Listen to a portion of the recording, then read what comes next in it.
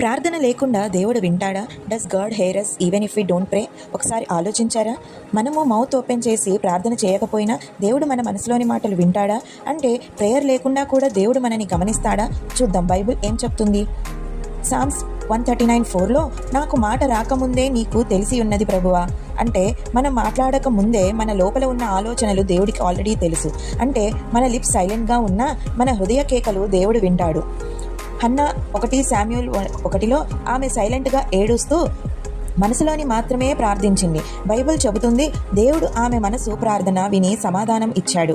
ఇశ్రాయేలీలు ఈజిప్ట్లో బాధపడుతున్నప్పుడు వారు స్పెషల్గా ప్రేయర్ చేయకపోయినా వారి బాధల అరుపులు దేవునికి వినిపించాయి. మరి ఎందుకు ప్రార్థన చేయాలి? మనం ప్రే చేయకపోయినా దేవుడు వింటే ప్రేయర్ ఎందుకు? బికాజ్ ప్రేయర్ అనేది కేవలం మన అవసరాలు చెప్పుకోవడమే కాదు, ఇది రిలేషన్షిప్. మనం దేవుడితో పర్సనల్గా మాట్లాడటానికి, ఆయనతో దగ్గరగా ఉండటానికి ప్రేయర్ అవసరం. దేవుడు మనకెప్పుడు తెలుసు, కానీ మన హృదయాన్ని ఆయనతో షేర్ చేయడం వేరు.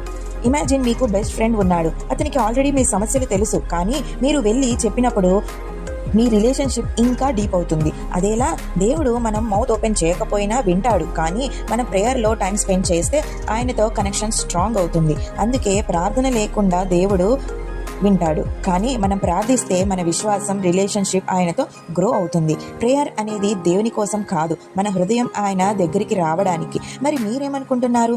దేవుడు మనల్ని సైలెంట్ ప్రేయర్లో వింటాడా, లేక లౌడ్గా ప్రేయర్ చేయాలా? మీ ఆన్సర్ కామెంట్లో రాయండి. వీడియో నచ్చితే లైక్ చేయండి, షేర్ చేయండి. మరిన్ని బైబిల్ ఆధారిత వీడియోల కోసం సబ్స్క్రైబ్ చేయండి.